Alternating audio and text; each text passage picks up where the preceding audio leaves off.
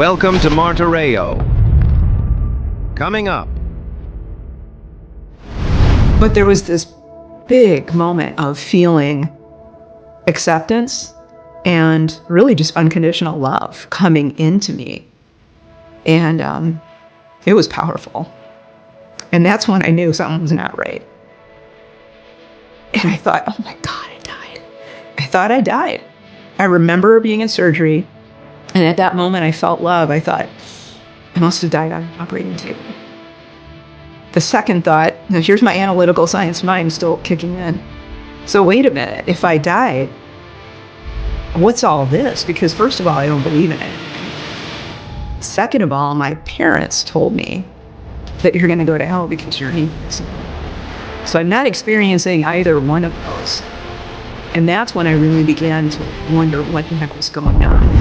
Atheists often claim that there's no real evidence for God, that belief in him is simply emotional or psychological comfort. But what if experience itself is evidence? What if millions across generations, cultures, and continents have encountered the same living God, not through imagination, but transformation? Again, welcome to Martureo, where we gently share truth with compassion, reason, and respect to a world in urgent need for answers. In today's episode, we explore one of the most personal, yet profound, evidences for God's existence: the argument from personal experience. If God is real, we should expect him not only to be logical, but relational. Not just argued about, but encountered. For Christians, this will deepen your confidence that faith isn't blind, it's grounded in reality. And if you're still seeking, we invite you to weigh the evidence with us. Because if personal experience truly points to a real God, then his existence changes everything. Before we explore the evidence, it is important to understand how atheists often view this argument. Many insist that personal experience is unreliable, that people simply interpret emotions or coincidences as divine encounters. It's a serious claim, and it deserves a fair hearing. So, let's see how atheistic objections to personal experience are generally presented. How do atheists confront arguments for God based on personal experience? Imagine someone telling you they felt a divine presence guiding them through a tough time. How do you respond if you do not share that experience? That's what many atheists face when arguments for God are based on personal stories. Atheists often start by pointing out that personal experiences are subjective. They are real to the person, but they don't prove something exists outside of their mind. These feelings can come from natural causes like brain activity, emotional states, or psychological factors. For example, stress or meditation can produce sensations that seem spiritual but are actually brain responses. Next, they highlight how personal experiences differ across cultures and religions. Someone in one part of the world might feel divine guidance, while someone elsewhere might have a different spiritual encounter. If these experiences were proof of a universal deity, they would be more consistent. The fact that they are so varied suggests they are influenced by cultural expectations, not an objective reality. Atheists also emphasize that personal experiences are private and cannot be tested or verified by others. Unlike scientific experiments, these experiences can't be shared or repeated for confirmation. For evidence to be convincing, it needs to be observable and reproducible by anyone, which personal stories are not. While personal experiences can be meaningful and impactful for individuals, atheists argue they do not automatically justify belief in a deity. They encourage examining these experiences critically and considering natural explanations before jumping to supernatural conclusions. In discussions, atheists often ask questions like what exactly was experienced and what it might mean. They suggest exploring natural causes, such as neurological or emotional factors, alongside spiritual interpretations. They also stress the importance of evidence that others can evaluate, not just personal feelings. Most importantly, They recognize that personal experiences matter to individuals but do not serve as proof of a divine being. They believe beliefs should be based on evidence that can be shared and scrutinized. This approach keeps conversations respectful and open, allowing room for different perspectives while maintaining a commitment to rational inquiry. That sounds convincing at first, but is it really true? Can all these accounts of changed lives and divine encounters really be reduced to emotion or coincidence? As you watch the next part, I invite you to look carefully, not just at what people claim, but at the depth, coherence, and transformation that follows. Let's take a closer look. I'm Nancy Ryans. I grew up on a small family farm out in the middle of cornfields, very northwest part of Chicago.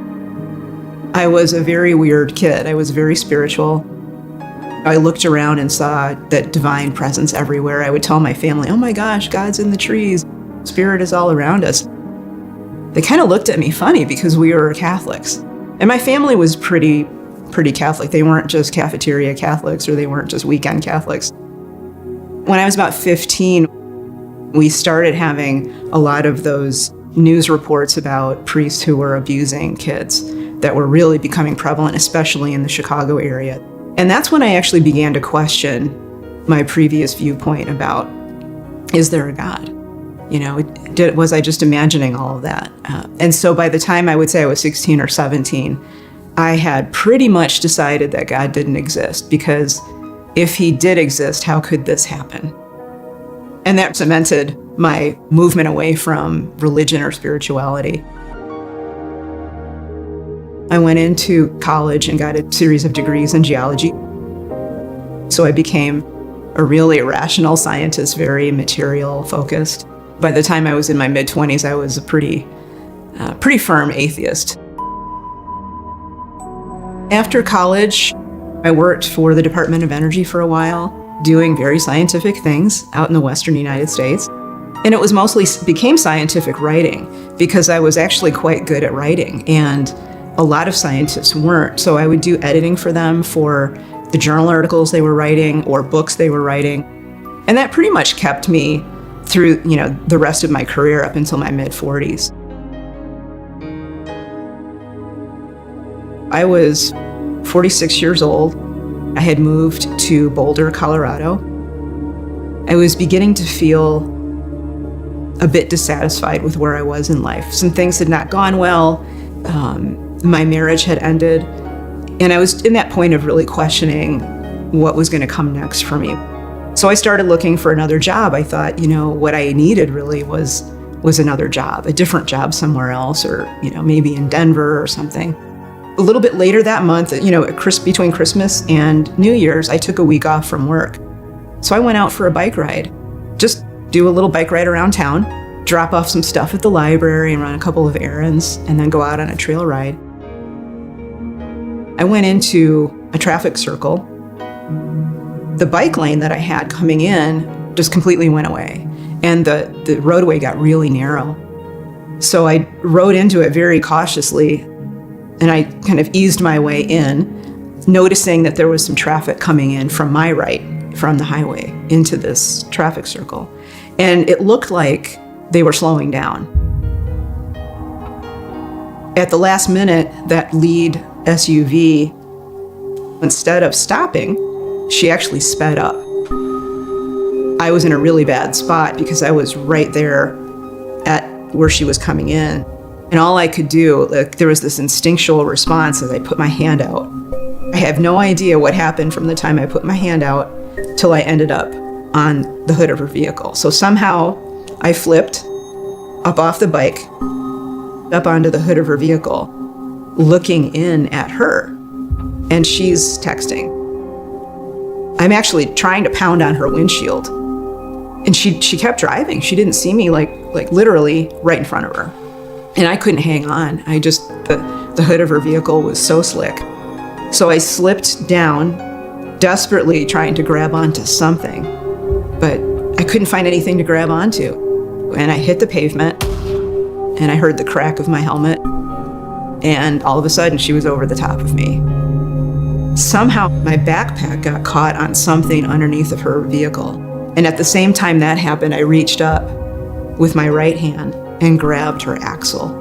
I don't know how long she technically dragged me. It was at least 60 feet. And what finally happened is that the guy that was in a truck behind her saw what was going on, was able to get around her, and he drove his truck around the traffic circle the wrong way and just stopped in front of her. So I kind of owe my life to this guy. As soon as she stopped, I started trying to wiggle my way out from underneath of the vehicle. I got to the point where my shoulders were out from underneath the front of her vehicle. And at that point, a woman came up and she just said, "I'm a nurse, just stay where you are." And I thought, what's the big deal? I'm just going to get up and walk away. And she said, "No, you were just you're in a serious accident. I just need you to stay on the ground." So when the paramedics came, they, of course, were starting to try to figure out what was going on with me medically. And as soon as one of the guys touched the side of my neck, I just screamed at the top of my lungs. It was just so painful. And that's when I realized I was in pretty bad shape. So they brought me to the trauma center. I had a head injury. I had the cracked collarbone, 5 ribs that were broken in multiple places. I had a collapsed lung, but the main damage was really to my neck and my back. The doctor basically said, well, every process in your back is cracked, and you've got major damage to your neck vertebrae and then your lower back vertebrae. So they called in a surgeon who decided that he could fix it. He was going to go in there, clean up all of the broken bits, and then put titanium rods up and down my back on either side of my spine. And that surgery was scheduled for the Monday after this accident, so like 3 days later. I had an unbelievable fear of death coming up to this. That was the biggest fear of my life, was the fear of death. I was absolutely mortified by that one fear. It paralyzed me in so many ways. So going into this surgery, I was really scared and almost had myself convinced that I wasn't going to make it. They were wheeling me in. They got me moved onto the operating table. The anesthesiologist came up, and as soon as he administered it, within like 3 seconds, I was drifting off. In a normal surgery that I've had a few before. It was just gray nothingness, and then they were waking me up in the recovery room. This time I drifted off, and I was even more awake than I was before the anesthesia. And it was that moment that I realized something really weird is going on here. I woke up, and what I'm looking around at is this beautiful hillside. It's sort of like in a meadow, so there's low grass and flowers all around me. But I'm on the hillside looking out over a series of rolling mountain ranges. And I thought, well, this is kind of a cool hallucination. I could do this while I'm in surgery. The first thing I noticed was this wave of peace. It felt like, standing in front of a fireplace when the fire is on and that heat kind of coming through you. It felt like I was being hugged. But there was this big moment of feeling acceptance and really just unconditional love coming into me. And it was powerful. And that's when I knew something was not right. And I thought, oh my God, I died. I thought I died. I remember being in surgery, and at that moment I felt love. I thought, I must have died on the operating table. The second thought, now here's my analytical science mind still kicking in. So wait a minute, if I died, what's all this? Because first of all, I don't believe in anything. Second of all, my parents told me that you're going to go to hell because you're an atheist now. So I'm not experiencing either one of those.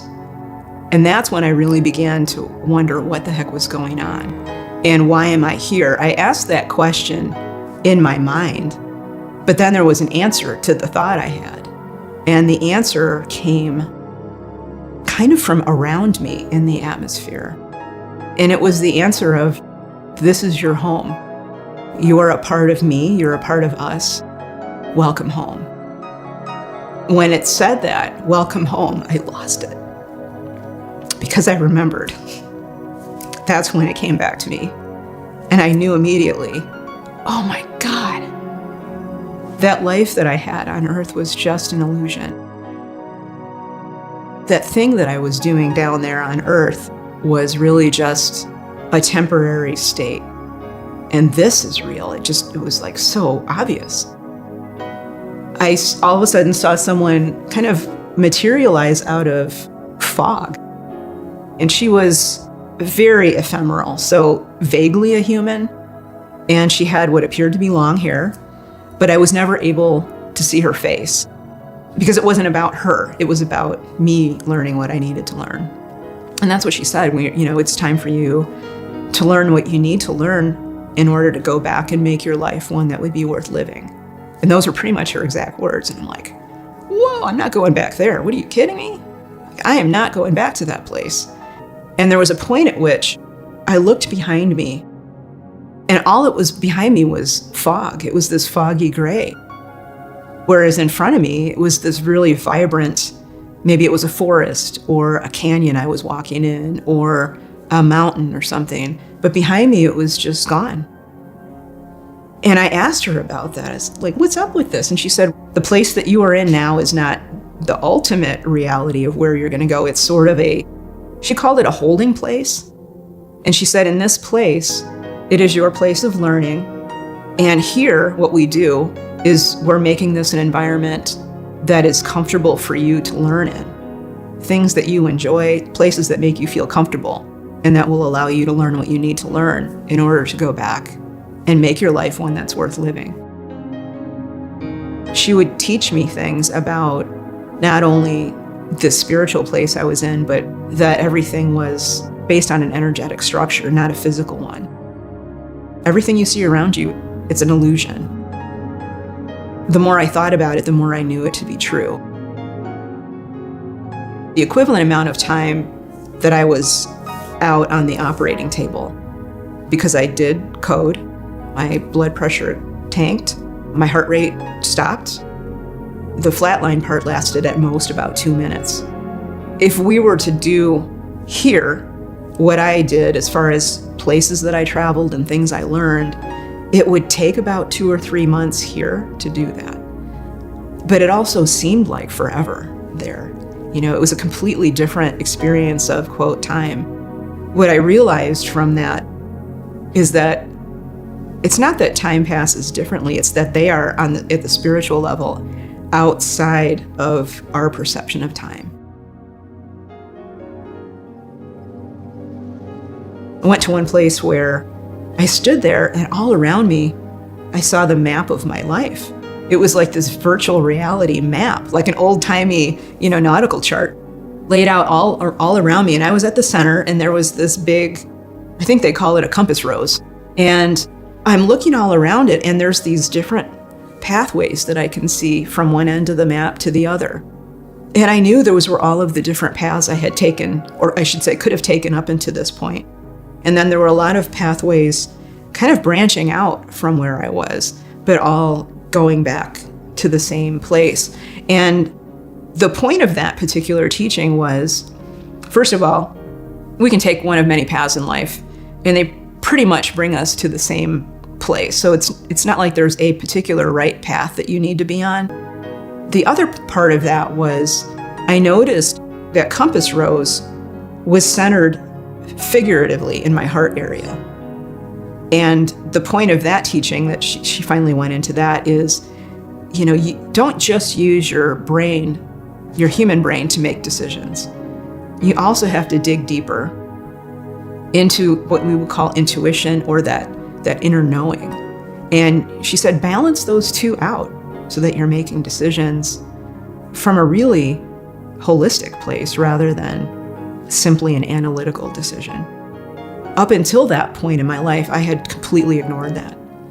I didn't pay that any attention at all. You have an impact on the people around you, not just physically, but there's also an energetic or spiritual component to every interaction that you have, whether it's a verbal interaction, whether there's something non-spoken, it doesn't matter. Everything that you do has an impact, and therefore be more conscious of how you impact others.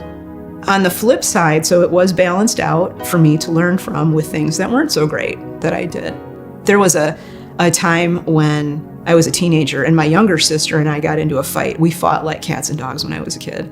We just did not see eye to eye. And I loved her, but we didn't get along very well. And there was one point when I think I was probably like 17 and she was 14. I said something not so kind to her. And I didn't think anything of it at the time. It was just a way to get her off my back. You know, I was really tired of the fight we were having, so I just said something stupid and not very nice. And she didn't react. You know, I didn't see any reaction in the moment for her except she left. But in my review, I could feel the hurt that I caused her in that moment. And this is the second thing that always gets me. When I felt her pain at what I said to her, that was the biggest teaching moment ever. And that's the one thing I wish I could give to people was understanding viscerally how your impact affects, your actions affect someone else, your words affect someone else. And in that moment, I realized, okay, I'm changing the way that I interact with people right now. Like, that's it. That point woke me up like nothing else. That was just this big aha moment. And ever since I've come back here, I remember that almost every day, and it helps me formulate how I interact with people every day. I'm very concerned and careful about how I interact with people. All of a sudden, for the first time in my whole, experience there, I looked up and there were clouds in the sky. And we were just kind of looking around, like when you were little kids looking for animals up in the clouds. And so we did that for a while. And then she got up and she said, well, it's time for you to go now. I was not happy to hear that. I thought I had passed some kind of test, and was going to stay there. I was really planning on doing this end run around my teacher. I was like planning, can I just run around her and just keep running until I find where I'm supposed to go? That was one of the things that I wanted to do. And I also thought, well, if I pitch a fit enough, they'll just let me stay. I started getting a little bit weepy with her. So at that point, she laid hands on my shoulder that was broken, my ribs, and right up here, because the top of my sternum was the part that was cracked. And then she sort of sent me back. And I woke up in the recovery room. I was actually screaming when I woke up. I was yelling, and I was not happy. I was really angry to be back. And the nurse who was helping me, she literally jumped back. But I kept yelling, where is she? Where is she? I don't want to be here. Can I go back? Can I go back? And they thought I was having some kind of psychotic episode, I'm sure. The anesthesiologist came in and talked to me a little bit. He got me calmed down. But I kept asking, I said, can you please send her back to me? Can you please send her back to me? And they had no idea who I'm talking about. I had a friend in the waiting room, so they went and got her, and I feel so bad for her. So they brought her in, and I said, that's not who I'm talking about. I don't want to see her. I want to see the woman I was with during surgery. And they're like, what in the world is going on? So finally I realized, well, okay. Then my rational mind kicked in, and I remembered everything that happened, but I thought, okay, you need to shut up because they don't get it. They don't understand what you went through. So I just stopped talking. I was in a Lutheran hospital, and the next morning, one of the chaplains stopped in front of the hospital. She poked her head in like, you awake? And I could tell who it was. And I said, oh, thank God you're here, out loud. And she came in and we talked about what happened. She was amazing. She was really amazing. If she hadn't reacted in the positive way that she had, I may never have told anybody ever again. But she was very accepting, very positive, and explained, that I had died. And she said, well, you had a near-death experience. I'm like, what is that? She said, well, it's a thing. People die and then we bring them back and then they have these experiences. That was the first time I ever heard of NDE.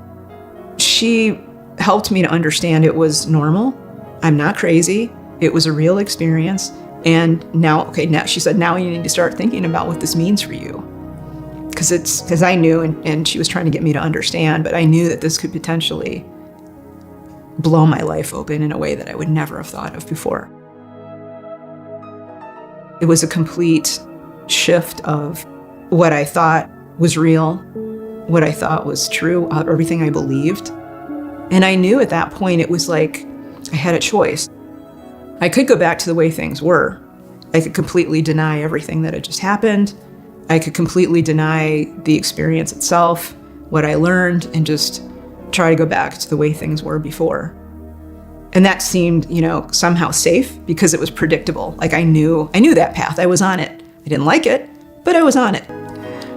But this other path was a complete unknown. If I knew I could embrace what I learned and continue to learn from it, but I had no idea where that was going to go.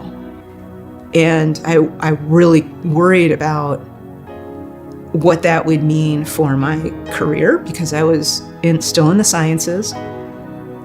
I just assumed that I'd never be able to get a job again in the sciences because people would see that and, oh, she's crazy. We're not going to hire her. So I was really afraid of that path. But about 2 weeks later, when I came home from the hospital, I realized, well, I'm going to give this new path a go. I don't know where it's going to go. I'll see what happens. I was out of the body cast in just I think 2 days over 4 weeks. And they expected that to be 16. So it was very rapid healing. What I started doing was I would go out in nature every day and meditate. That was one of the things I started doing that really helped, kind of bring that soul level of awareness into my life. The second thing, and it sounds very simple, but it has a big impact, is really, truly learning how to be grateful. In the morning, I would start the day before I got up out of bed. I would be very grateful for just being able to walk, just basic stuff. I would allow myself almost to meditate on it, to really think about and feel, not just think, but also feel the gratitude for that. Like, I could have been a paraplegic from that accident. I'm so grateful that I can walk right now, which is where I was before. So now I'm not hooked up into dramas like I used to be. Whatever goes on in our governments, it's like, yeah, it's going on, but I'm still at peace in my life. Concern? Yeah, I have concerns about the world, definitely. But it doesn't change this core of peace inside because I know it's important to be here in this reality. It has things to teach us. We all learn from it. But ultimately, we are not this reality. We're a bigger level of reality. I was learning really how to live from that soul level of awareness rather than just my limited human level of awareness. It's not that the human level of awareness was bad, but for me, it was very fear-filled and it was reacting to life rather than being proactive. And I didn't want to be that way anymore.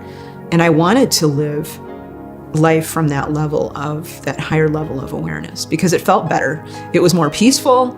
It was more connected. It was more love-filled and joyful. It's a much better place to be. I'm not anywhere near as stressed out and certainly not fearful anymore. It's been a really great change for me.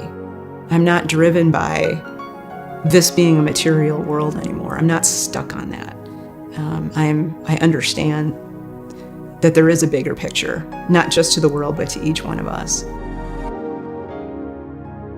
That fear of death that I carried really kept me from fully living. And that one core is to learn how to be here in this environment and still live from a place of love and compassion, not just for your immediate family, but for everybody else. And that's the core purpose that we all share. Take a moment to reflect on that. What we have just seen challenges the idea that personal encounters with God are mere illusions. And as we look further, a second line of evidence helps confirm this, showing that these experiences don't stand alone, but align with history, philosophy, and consistent, transformative outcomes. Take us to the day you died. You were 16 years old. You were out at a horse ranch riding your favorite horse, Heather. Yes. Your sisters were with you there. Tell us what happened. We were in an accident caused by another horse, a runaway horse, and she flipped over backwards, fell off a hill, and crushed me. Immediately, unexpectedly, left my body, and I found myself 30, 40 feet up in the air looking down at my dead body. And I realized, as I watched everything happening, I felt really bad. I didn't want my sisters to see me die. But I noticed a light over my shoulder. It was coming over my right shoulder, flowing, a golden light. And I turned to look, and there was a man floating up there with me, and I recognized him immediately, which was kind of unusual. I shouldn't have recognized him. I was raised in an atheist Jewish family, and I knew this was Jesus. So the minute I recognized him, I said, "Hi, I know you." And he floated right by my side, and that was kind of the beginning of my adventure. That's amazing. And it's interesting, Heidi, how you recognized Jesus right away. But as you just said, you grew up in agnostic, a family, Jewish family, atheist Jewish Atheist family. Jewish family, yes. So that's incredible that you even could understand who Jesus was. And I know our viewers are wondering right now, did he have a physical appearance? Like, what did he look like? He had a physical appearance. He was a man. I knew he was more than a man, but he appeared to be a man. But he was a perfect man. And I always say I couldn't look away from his face. His face was the most important thing because of the joy and the love coming from his eyes. I did not want to look away from his face. And Heidi, you said that there was so much joy and humor even emanating out of him.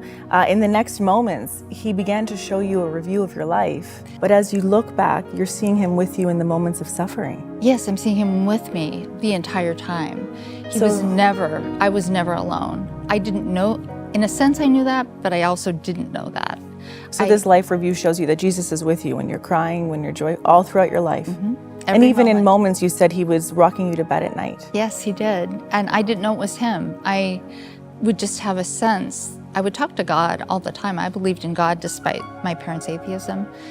And I talked to him every night. And I had this sense that after a while, it would be time to go to sleep, and I would feel as if I was wrapped up in the warmth of a cloud, and I could feel my bed start to sway back and forth and then even up and down. And I knew it was God doing that for me, but I didn't know it was Jesus until I saw him in the life review doing exactly what I pictured God doing. A lot of people, they think, when I meet Jesus, when I die, I'm gonna have questions for him about why I've suffered or why this happened, or what was that like for you? Did you have those questions? Did you feel like this, you were getting answers? I didn't have a lot of questions because all of my questions at the time were answered. Yeah. They were gone, and it all made sense. If you ask me now exactly what made sense, I can't answer that because I can't remember, but everything made sense. And I realized even through suffering, God was with me. There was a purpose to that suffering. That journey with Jesus was so beautiful, and it continued until you were with God the Father.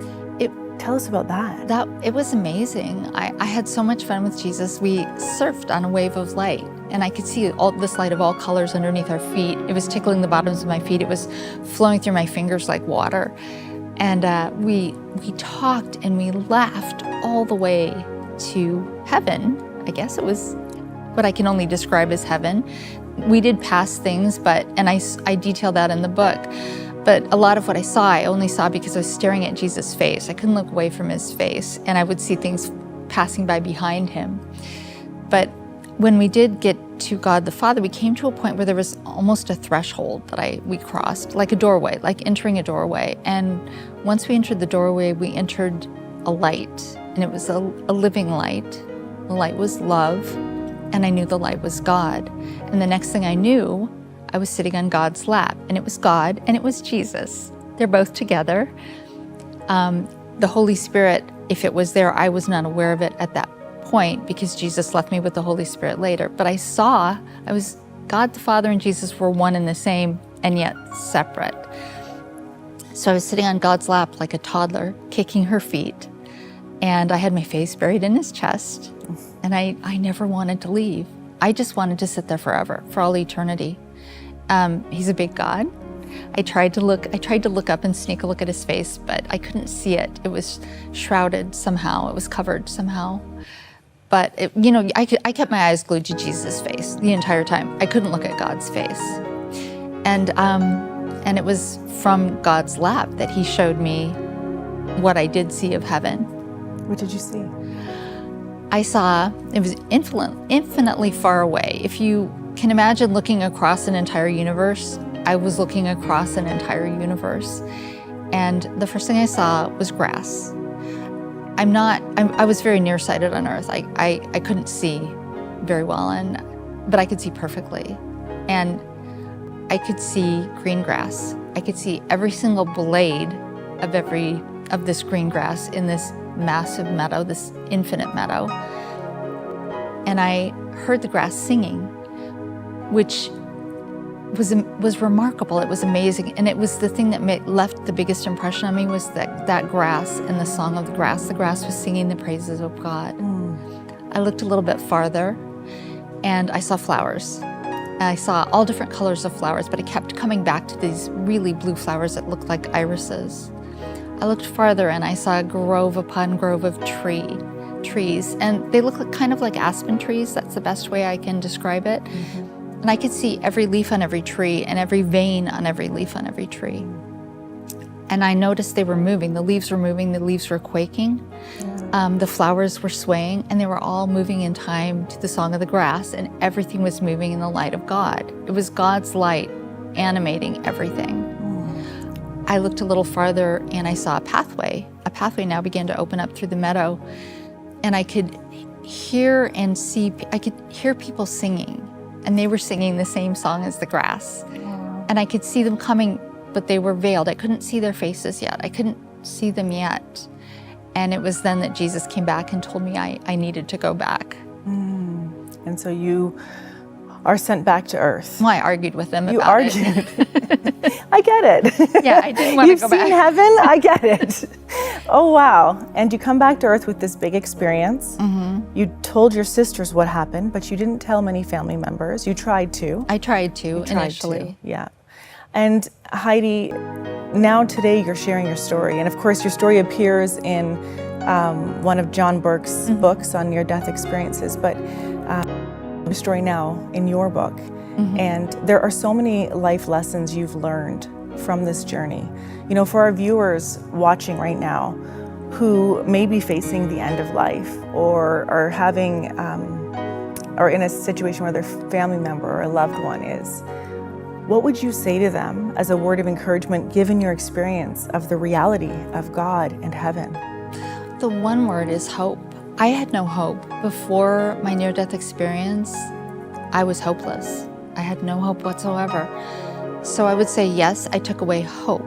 It's probably the biggest takeaway, that and God's love and the fact that He is real, that heaven is real.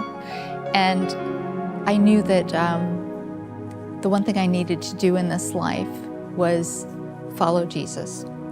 Honestly, follow Him and treat my neighbors well, treat myself well, treat my children well, and love God. Yeah. But yes, there's a lot of tragedy in this life. I'm a nurse, I'm a hospice nurse, so I've dealt with tragedy for years, and I understand that. But God is always with us. He never leaves us. Yeah. He's always there. So, what have we seen? The experience of God isn't just emotional comfort or cultural inheritance, as some claim. It is really a consistent and transformative reality, repeated across time and culture. The evidence points not to imagination, but to encounter. It tells us that people who meet God don't simply change beliefs, they change lives. Atheism claims experience is subjective and unreliable. Yet every human life is built on experience. It's how we know, trust, and love. If God exists, then genuine experience of Him is not just possible, it's expected. For Christians, this deepens our confidence that faith is not irrational, but relational. And for those still questioning, it's an open invitation. If countless people have truly met this God, why not test that possibility yourself? If you have stayed with us this far, you've seen that personal experience of God isn't superstition. It's a living testimony to a living God. But that raises an even deeper question. If God is real and good, why is there so much suffering, pain, and evil in the world? That's exactly what we'll explore in our next video. Hope or despair, the problem of evil and the existence of God. It's one of the hardest objections atheists raise, and one of the most profound answers Christianity gives. So don't miss it. Subscribe, turn on notifications, and share this with someone wrestling with faith and doubt. And tell us in the comments, what truth or testimony stood out most to you today? Your words could encourage someone else's search for truth. Until next time, keep reasoning, keep seeking, keep shining. Continue holding to the one who is the way, the truth, and the life. Jesus. God bless you.